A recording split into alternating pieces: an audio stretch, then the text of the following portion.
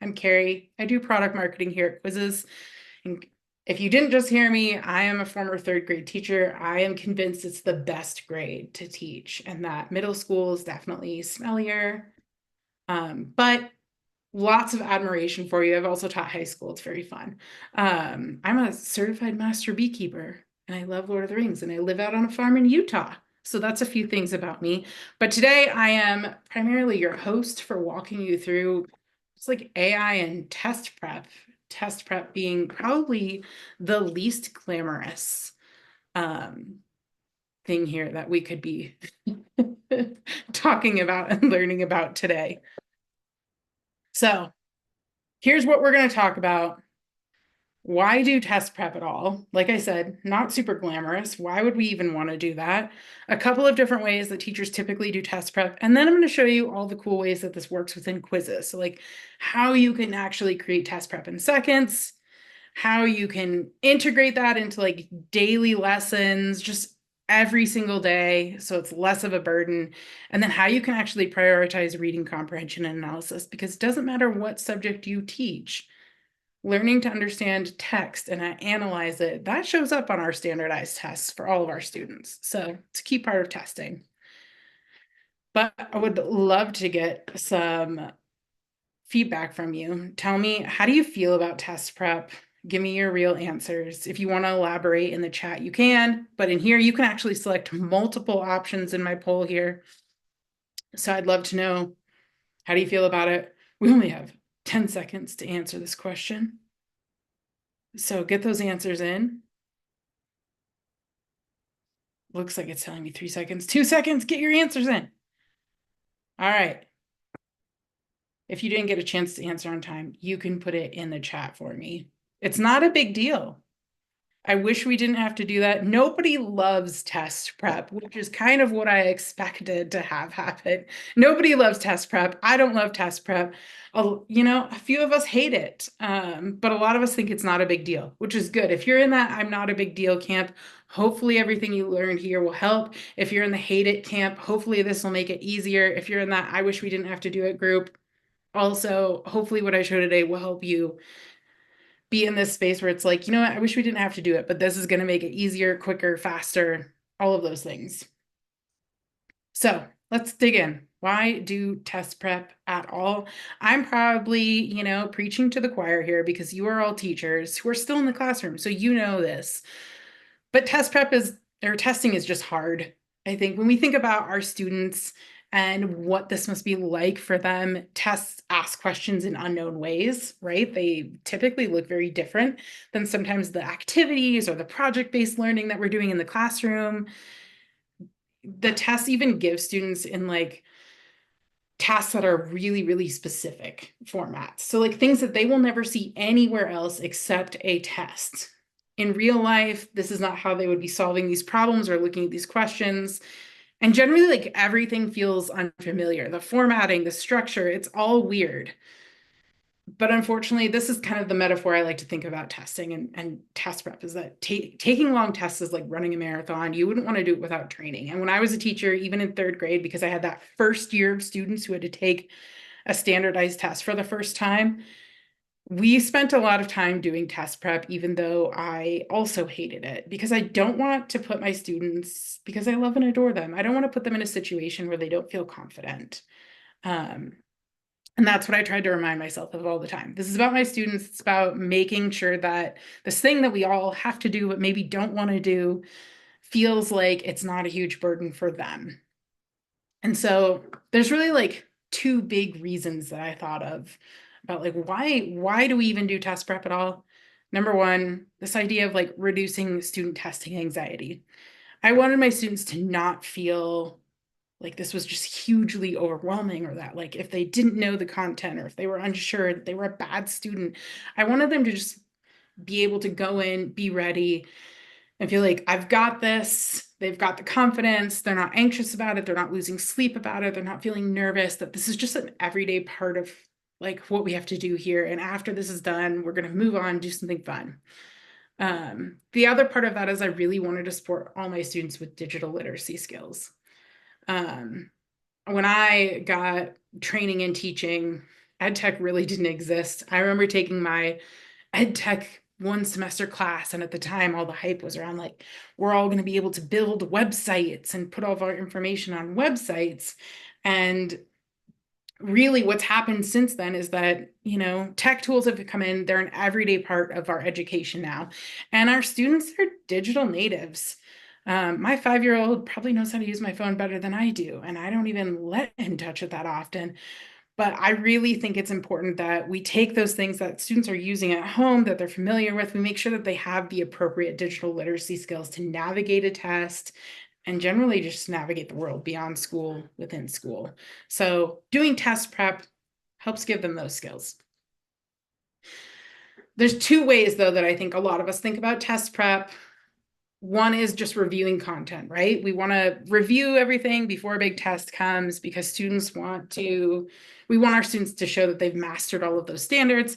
The second part is that really figuring out how the format works and helping students feel prepared, giving them those digital literacy skills, especially now since most of these state standardized tests are moving to digital formats. So figuring out what that format looks like, especially for young kids like my third graders, was really, really important. So there's two ways to do this, and Quizizz can help make both parts of this easy, and that's what I'm excited to show you about. So tell me a little bit, give me your feedback in here, and if you're not in here or if you've joined late, and I just popped the link in here again. If you're not in my lesson, come get in my lesson with me. It's a lot more fun that way, but give me your feedback. We've got 15 seconds on this poll. Which way of test prep is most important to you? Do you pick one or the other? Do you see both as equally important? I don't know, maybe you're like, whatever. You can put that in the chat too. Let's see. Both are equally important. That's the majority. Yeah. I think some people, it depends on what you teach, right? Whether reviewing content might be more important to you or whether those formats are really important to me. Because I was in elementary school, that testing format was essential and felt very, very important to me because it was the first time my students encountered it.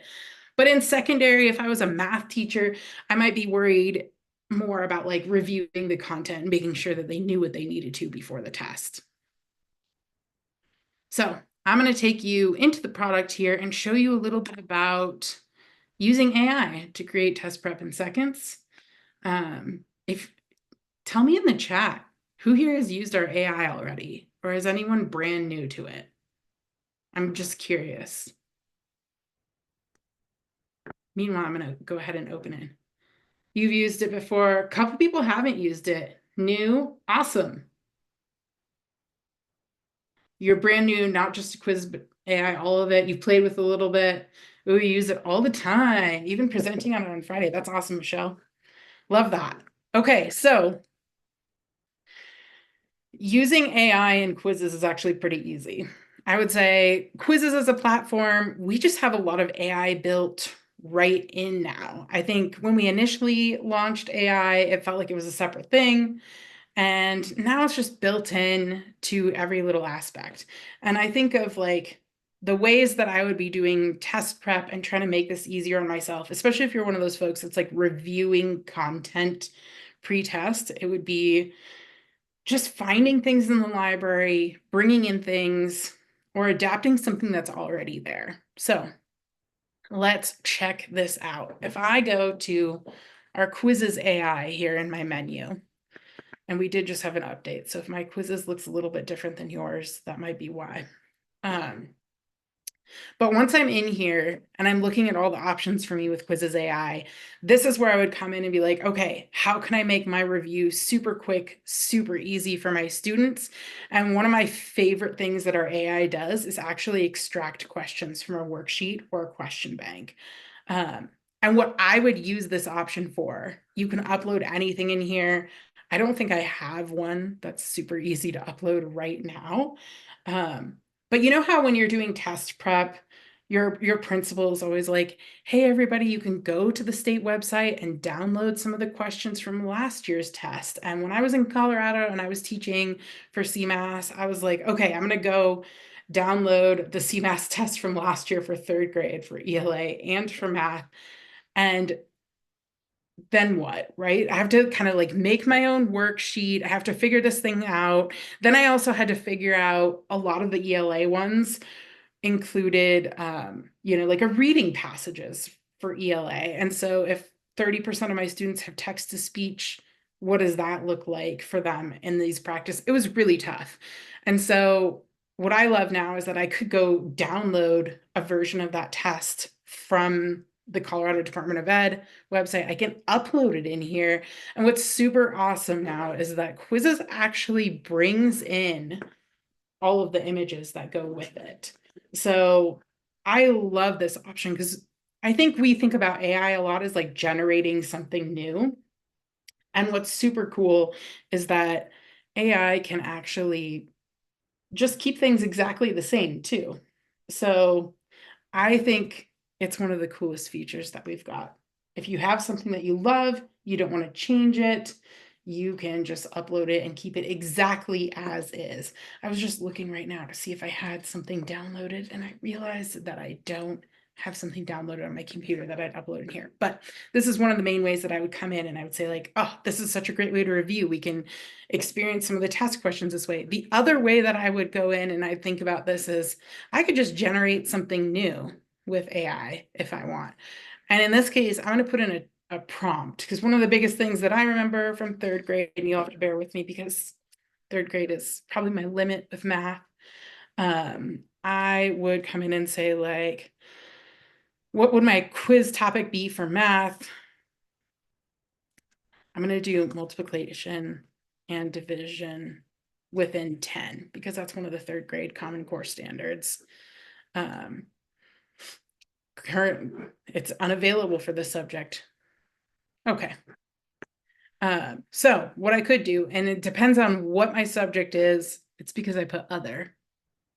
Here we go. I'm going to pick math. I could select my standards. I'm going to go third grade, Common Core. Ooh, okay. I'm going to pick these ones because this is represent and solve problems of multiplication and division. And maybe I want to review this prior to the test. So I'm telling AI, hey, I want it to generate based off of my standards. I want 10 questions. I'm going to hit continue. And I'm going to let AI just create this practice for me. And what's interesting for me is that as a third grade teacher, by the time my curriculum covered this content, it was usually October through January. Testing for me started in March. And so at the end of February, I might want to go in and review this with my students. So this is a great way for me to go through and be like, yeah, all of these are questions I'm going to get. Some of these look like basic ones. This is maybe close to the standard that I could come up with. I don't know if my students have seen that one so much, but I can continue to edit and I can think through, do I want to add something here? Maybe I want to use AI because I have a big multilingual population. And so maybe I actually want to translate this into Spanish for my students. That way they don't have to worry about the barrier of practicing something that's not in their language and they can focus more on actually showing the content that they know. Or maybe I want to add answer explanations because I'm going to assign this to my students. They're going to do it during an independent work time or at home or as homework. Or maybe I want to add similar questions because maybe I don't like some of these, but it's going to generate a few new options for me. I like this one because it's a word problem. So I'm going to remove this one. It's very similar. I like this one. I'm going to keep it. I like this one. I know that there's probably a little bit more word problems in here, so I'm going to add those. I think 2 times 3, my students at this point probably have it really automated, so I'm going to delete that one. So I love that I can come in here and I can edit this. I've used AI to enhance it further. I've used AI to generate it, and then I'm good to go. I can publish it and I can actually be done at that point. And it hasn't taken me any time at all. And I don't have to worry about one of those things that always took me time as a teacher was sitting there and being like, all right, if I give them 5 times 2, I have to come up with a bunch of wrong answers, or I have to come up with a bunch of questions in different formats, or I've got to come up with new questions and wording, or I have to dig through curriculum resources that I already taught and find things. This is doing it all for me so that I don't have to worry about it. And then I can assign it and go. Now, one of the other ways we've talked a little bit about importing content, we've talked about creating it from scratch. The other thing that I could do, let's say I don't want to worry about having to create it from scratch. I could go into my Explore page here and I can say, multiply and divide up to 10.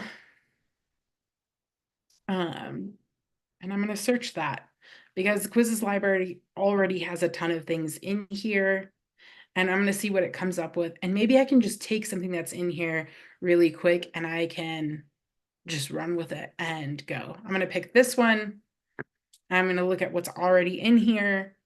And then I can come in and edit this if I want to. Or I could use it as is and start. So there's a ton of different ways that you can easily just get started inside Quizizz and use AI to like edit or enhance something and make it super easy so that you don't have to worry about finding those resources all the time, or even making sure that those resources are actually standards aligned, which I think is one of the hardest parts.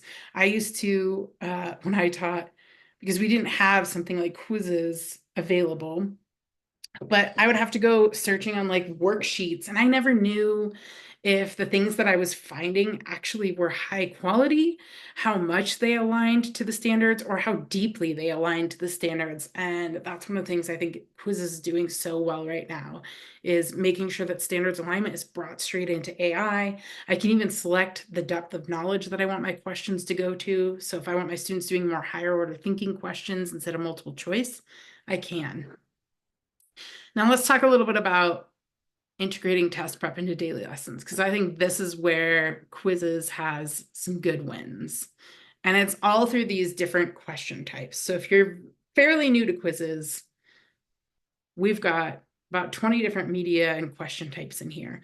All of these are actually built based off of what your students are seeing on state tests, except now you can bring them into the classroom and students can use them every single day. So this is a key part of how you can bring this in to your classroom. So no matter what you're teaching, it doesn't have to be I'm teaching content for test prep. It doesn't have to be I'm reviewing content for test prep. It can be my next lesson on social studies. I'm going to bring in a couple of these questions. That way, going back to my digital literacy skills, my students are just developing familiarity with all of these formats. And it's not going to surprise them. And I'm not going to have to spend as much time on it before these tests because these students already get it. They know how to navigate platforms like this, and there's no concerns there. So let's experience a couple. If you're new to Quizizz, we've already done some polls. We're going to do a drawing question. And I think a lot of people wonder how you might use a drawing question. This was probably one of my top question types that I would use as a teacher, especially with math, because students constantly have to model math, show their work, they have to draw out their thinking.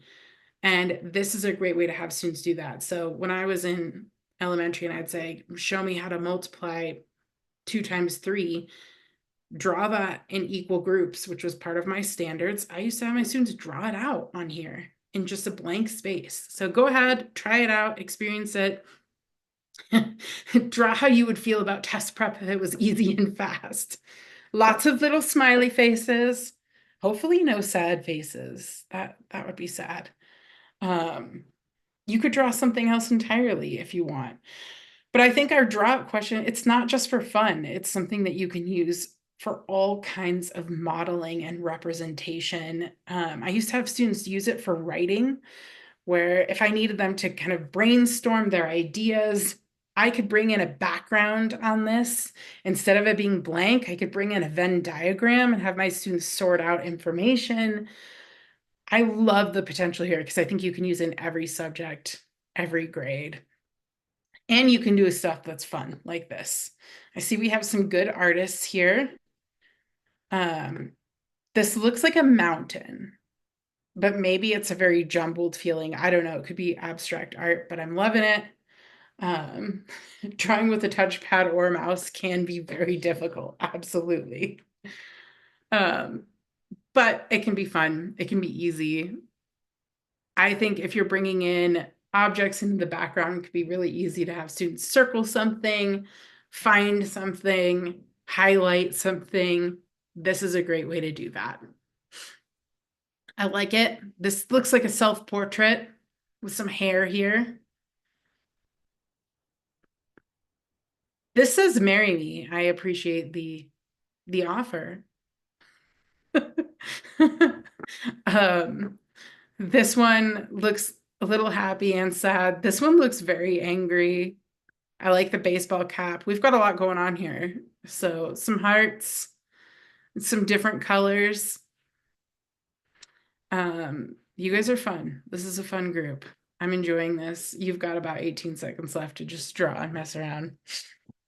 One thing I love about our new lessons format here is that not only are you guys answering questions for me, but I can actually bring up some cool new features. So if you haven't checked out lessons at Quizizz lately, it might look the same when you're inside the product creating a new lesson, but if you're looking for like truly interactive slide experience, that's what you're seeing right now on my screen. And I have all these extra options down here. Like let's say my friend over here with the baseball hat was being really distracted. I might want to send a message to all of you as my students that were like, hey, everyone, let's pay attention now. Let's have our eyes up front. Sends a reminder to you all to bring your eyes up here, to refocus. I can also switch my lesson to student paced mode. This is a secret thing I would have loved as a teacher. I wish this existed, but I would have put all of my presentation and then all my like student practice homework all into one lesson. So there's just one join code, and I would have released students to work on their own with this like student paced mode. But I can also bring up a whiteboard. We can collaborate together. We could draw ideas out together. Or I can annotate if I want to. I've also got my spin the wheel here in case I need to select anyone randomly to answer a question, but that was my nightmare as a student. So I won't do that to anyone here today. But if you haven't tried out this new lessons thing, it's pretty cool. Let's try another question. I know it's our age-old open-ended question here where I just asked you to write something for fun here, 2 to 3 sentences about your favorite part of teaching while I tell you a little bit about this. And what I think is really cool about this question type is that we have so many subject areas, especially with testing, where students have to write an explanation.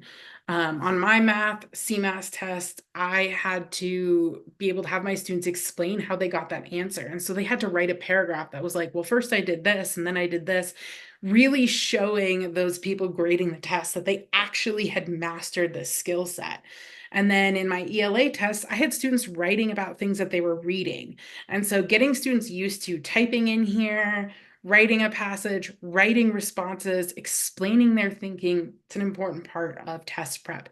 And now this question type is actually pretty cool because you on the back end, I don't know if anyone knows this, but this season for back to school, we released AI grading of these questions. And so now on the teacher side, I could actually come in, I could set up grading of this question. So I'm going to show you a little bit what that looks like. You can feel free to answer that question in the meantime. I'm just going to go ahead and very quickly come in here and say, okay, I'm creating something new from scratch. I'm going to create an open-ended question. And I'm going to say like, because I'm a beekeeper, how many queen bees are there in the hive and why? And then I could actually come in here. So I can come in here and I can auto evaluate now with Quizizz AI. So if you are doing some test prep and you want to give students a question where they have to practice their written response, and then you want to be able to grade that and give them feedback, you can have AI kickstart that process for you. So you can enable this. I can say, okay, now my students are 3rd grade. This is an ELA. I can put in my evaluation criteria here of what I'm looking for or what an ideal answer looks like. I could even have AI generate this for me, and then I could adapt it on my own. And now I'm practicing those written responses with my students in the classroom across any subject, anytime. And I'm actually letting AI help me grade it, because we all know that going home at the end of the day as a teacher and doing a ton of grading is a bit of a nightmare. Lynn, I see your comment here that you're getting caught up because you're very new to Quizizz. This webinar is all about AI and test prep, so it's probably not the best place to get an early intro to Quizizz, but I would keep your eye out and see. We'll be putting more information out soon. I have a feeling we're going to run some Quizizz 101 webinars, and that might be me. And that's a great time to come in and get just an overview of like where to start, because I know it's hard to dig in at this point. I also think if you have any quick questions that I haven't answered, make sure that you are putting them. There's the chat where I'm seeing a couple of things, but we also have a Q&A where the rest of the team is on and they can help answer quick questions or give you a link to a help center to figure something out. Can I say again how Quizizz would evaluate an open-ended response? So I'm in here, I'm modeling how I would set up a question. And then I'm selecting this option here, and I'm going in and I'm selecting the grade, the subject area. I used AI to generate this evaluation criteria, but you can put in your own and decide what that looks like. And then afterward, when you go into your reports section, after your session, you'll be able to go in and it'll tell you, hey, here's a few quick questions or quick answers that we've started the grading. You can go through and make sure that that's right or wrong, that AI has done it well for you, and you can adjust those things on your own. But this is a really good way to give students feedback on writing, because writing and giving feedback on writing in any subject area, it's so time consuming, and grading is very time consuming with writing. This is going to help you save that time and make sure that students are learning and practicing those writing skills for their standardized testing. Yes, if you teach ELA, you're going to love it. Although since I was an elementary teacher, I was like, we've got to do writing in science. We've got to do writing in social studies and even in math, because we need our students to be able to explain their thinking and explain it really well. So this is a huge helper for anyone. All right. I'm going to check out your responses before we move on here, because I just love this. What are your favorite parts about teaching? These are so sweet. The students, always the students, listening to the students talk about their struggles, teacher-student connection. This is why when I left teaching, I knew I could only work in ed tech, because I knew I would miss my students too much. And this is why teachers are so special. It's always about the students. Middle school students are funny. They say and do the darndest things. Absolutely. It's why middle school is such a weird time. But yeah, that's why teachers love teaching. You know, maybe people who aren't teachers or who've never been teachers, they don't know how much joy it brings to us, because it's hard work, and we would not be doing it if we didn't truly love our students and love what we get to learn and experience with them. So thanks for putting these in. It's just a good reminder. And you all are making me miss teaching a little bit. And some of my favorite students. Ooh, sharing your passion for literature. For sure. Love it. The relationships, interacting with your students. They always have interesting things to ask and say. Absolutely. All right. Now, my last part of this presentation, just like being able to do something really cool with AI and with test prep, is our passages feature. And this is available only for schools and districts. After this webinar, we can follow up. I know people will be feeling like they are missing out because you're on a free version, but I think Quizizz is a great company to help give you the tools that you need to ask for this and help you advocate with your school or your district to get a feature like this, because this is super important to testing and to test prep. But like I said before, writing is an important thing across subjects, and so is being able to read and analyze what you read. So our passages feature is a key part of that. This is just a quick overview of how it works. Then I'm going to take you in the product. I'm going to show you a little bit about what that looks like. But ultimately, the goals here are that you can incorporate literacy across the curriculum, any grade level, any subject. You can create questions from your favorite reading materials and boost the standardized test prep, which is why we are here. So let me go ahead. I'm going to just take you back in. I'm going to leave my little sample here. And I'm going to bring you right back in to our passages. I'm going to go back actually. When you log into Quizizz, we put you right here in this Explore page, and you can come right up to this Create button for a shortcut with passages and hit passage right here. So there's a lot of different ways that you can create a passage. You can actually find some pre-made in our library. You can create a brand new one with AI, or you can bring your own. So we just rolled out a feature that allows you to go to like National Geographic and find an article, and you can actually embed that article and the experience of that article right inside a passage experience. And then all passages is this reading material and a set of related questions that go along with it. But passages, when we rolled it out last year, it was pretty minimal, and now it's got this whole new feel to it because all of our question types are now available in passages. So you can practice this idea of reading about it and writing about it. I'm going to generate one with AI real quick because I want to show you what this looks like in an area that's not ELA.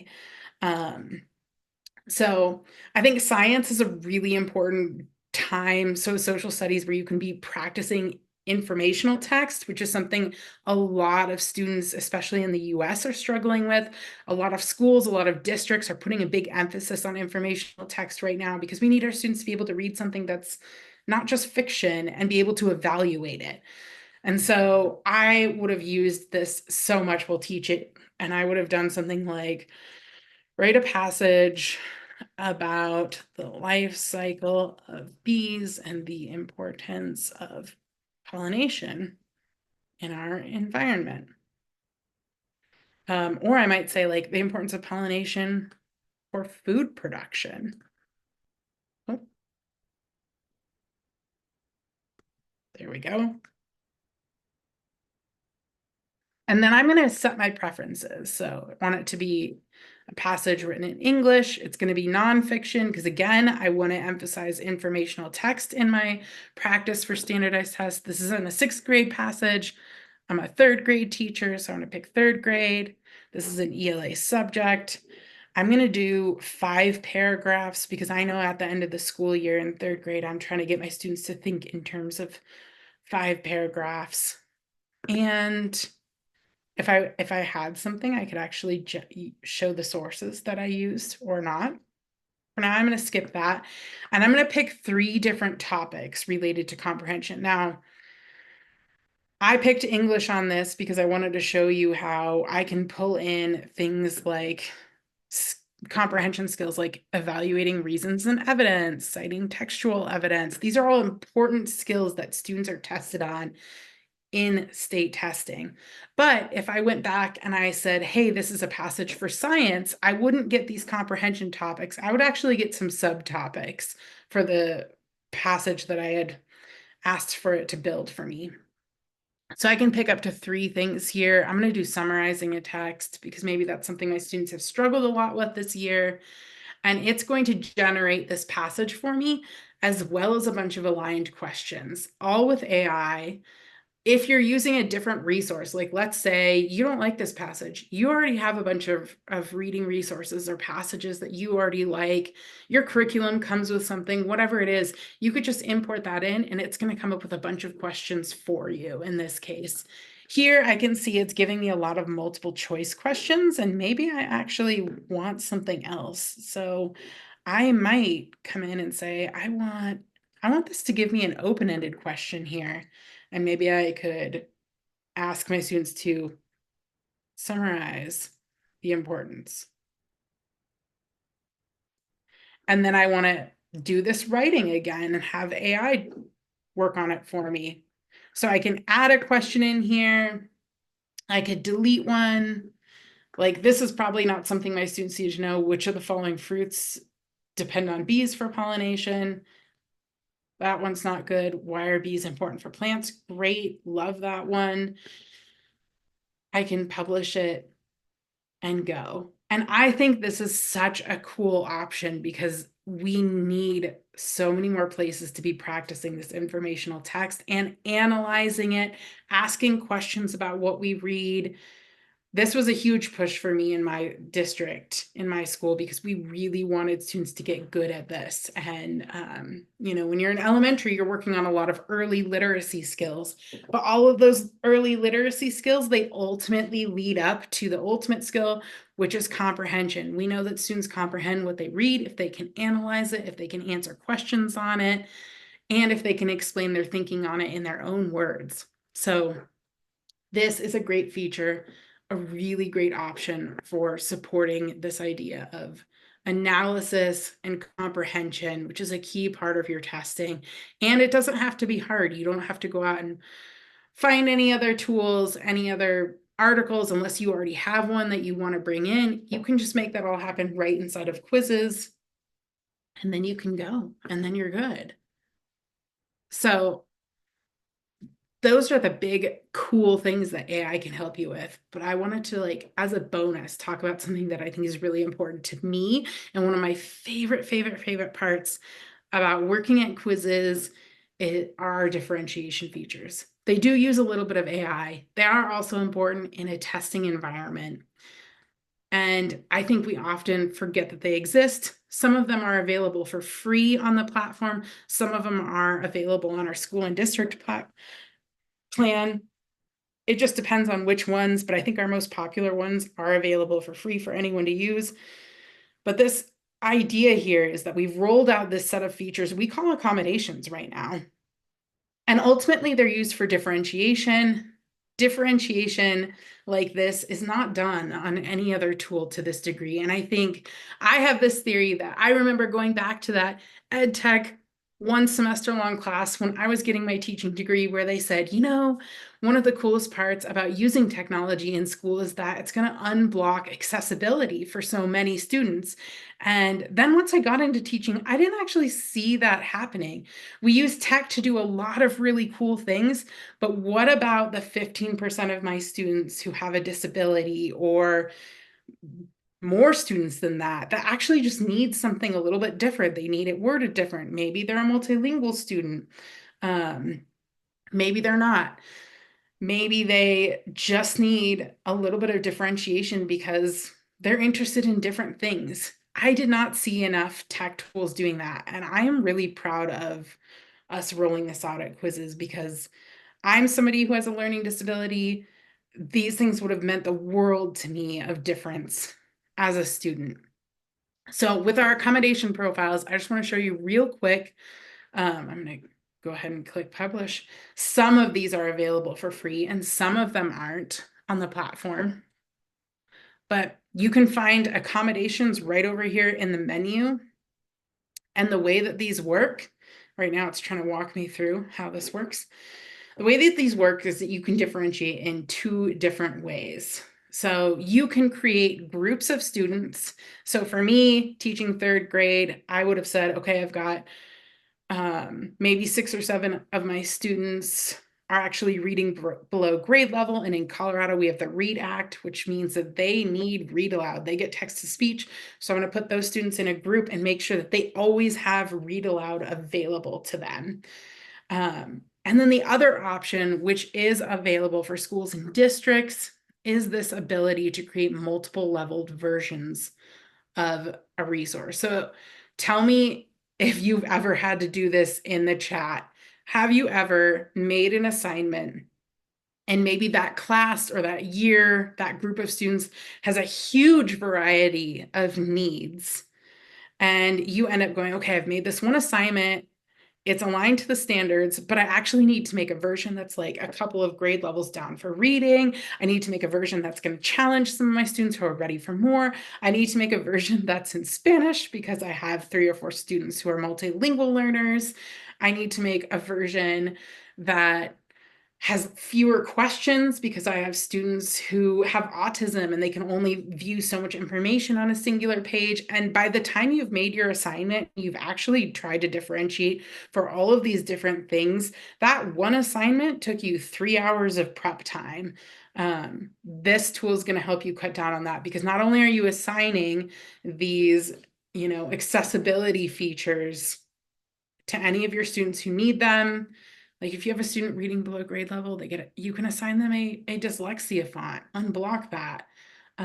Yeah, this is how it feels to create small group lessons weekly. It's a huge burden, but unfortunately we're also in a time, especially in the US, where our students need more differentiated instruction. And we're in that balance of like, I don't know if I have time for it, but I also don't want to do it because I know how much it will impact my students.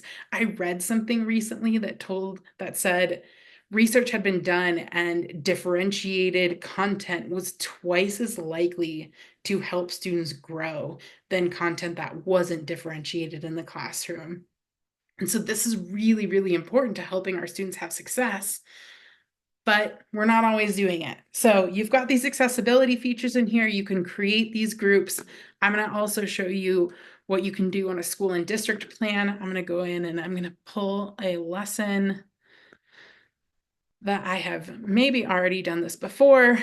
So if you have a school or district plan and you have English as your subject here, you will have this option of not just turning on your accommodations like I've just shown you, but creating something that right now we're calling leveled variants. But this is where you can create your just different versions. So in this one, it's a quick quiz that I made about a passage that students might have read elsewhere. It was built on the idea that there's like 19 questions for third graders. That's probably too many questions, but I could also make variants that have fewer questions at different reading levels to make sure that it's for the students who need it. And so instead of creating all these different versions and even creating versions with different join codes, all of this is accessible under the same join code. So imagine a world where all your students need all this differentiation and you're saying, all right, group 3, you come up here and take this worksheet. Group 4, you take this worksheet. And then you've got students who are like, I need my text-to-speech accommodations raising their hand. They don't want to raise their hand and have to ask help for reading. What if instead you can make one assignment, you could launch one join code, all the students join the same way, and they got their own customized experience based on their reading level, the differentiation they need, the accessibility they need, the accommodations that they need. And no student needed to feel less confident because they had to disclose that they needed something different. Every student's experience was totally different, and all of this was generated automatically inside Quizizz. That would have been like the chef's kiss of me teaching, and I did not have this out there, and I would have been begging my principal to please get me this. So I think that's something that is especially beautiful about these accommodation features and building in this accessibility, because it's one of those things that our students just need the most. And for the students who actually have a 504 plan or an IEP plan, making sure that they get those accommodations in the classroom is also really tough. Sometimes as a general education teacher, you might not have the tools to do it well. This is going to ensure that you actually do have those tools at your fingertips, that they're built right in, and that those students don't have to worry. They're always going to get what they need when they're in your classroom. So that's just one bonus little bit that I wanted to show you here that I love about Quizizz. Since accommodations do show up on state test environments, practicing for tests, using something like Quizizz Daily, giving students those accommodations, even those free ones, read aloud, so that this is the norm for them and they learn how to navigate tools like that. It's going to help them when they encounter those tools and accommodations on their testing environments that are also digital. I see a question that says, what are the main differences between Quizizz and Quizizz? I actually don't know. What I think, just having used different products back when I was a teacher and now working at Quizizz, I feel sad because I feel like I missed out as a teacher on having something like Quizizz in the classroom and having a go-to tool where my students had accessibility, where I could create and edit things really quickly with AI, or I could do it in any format. So being able to do things like passages or interactive video, or just like a general formative assessment, or even a lessons experience like you're in right now, having that flexibility would have been really beneficial in the classroom. And what I know is that Quiz is one of the few tools where you can get these types of features and where you could get them all in one place. So I'm going to open this up. We've got a couple minutes left for Q&A. I'm going to do my best to answer your questions. I don't know everything, so I'm going to try as hard as I can. Hopefully you've also had some questions answered in our live Q&A with Gabi. She's on to help you. I see this question from Claire in the chat that says, is this only available at a school or district? Some features are, and some features are available for free. Some features are available only on an individual plan. It's kind of up to you. What I would say is that if you know a lot about what your principal cares about, or if you can go to your principal and you say, I really want some of the paid features on here, and you can align what you want out of this with what you know your principal wants, that's a great way to help get in with them and help them start to pay attention. Because I think a lot of principals, they hear requests from teachers like us all the time, right? I remember going to my principal and asking for all kinds of things and hearing no all the time. But as soon as I started hearing like, and I knew what mattered to my principal, and I was able to like pick out parts of like products and things like that that I wanted to see and align them with that same thing, that's when my principal and I got on the same page, and it was a little bit easier to have their ear and get what I need. So what are the differences between the free and paid version? There's a lot on the free version. I think the biggest difference on the free version is that you have pretty limited storage. And on any paid version, you get unlimited storage. There are definitely a few more features available to you so that you can do things. Passages, which I just showed you, is a paid version feature, and some of the accommodation features are on our school and district version. Ooh, this has been informative to you, but you definitely need to catch the replay because you've been trying to feed your 3-year-old. I totally get it. I have a 5-year-old, and after this, he's calling my name, and I'm going to have to go do the exact same thing. Shout out to all of our parents who are multitasking. You've taught all day, you come home, then you've got your own kids, right? Well, if there are no questions, I'm going to pause. I'm going to give you a little wait time, see if there's anything else in there. I also think the differences between the free and paid version might be different in the US than in various international versions. And I am probably not the best person to know what the differences are in a lot of our international plans.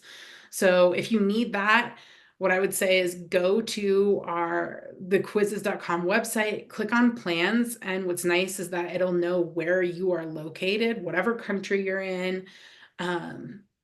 And it will automatically adjust to whatever plan types are available in your country. And so you'll be able to get all the details that you need right there. But if nobody else has any questions, I will let you all go. Keep an eye out for your email though, because we are doing a couple more webinars a little bit later. I think a couple in November, one in December. We're going to be talking more about AI. We're going to be talking more about differentiation.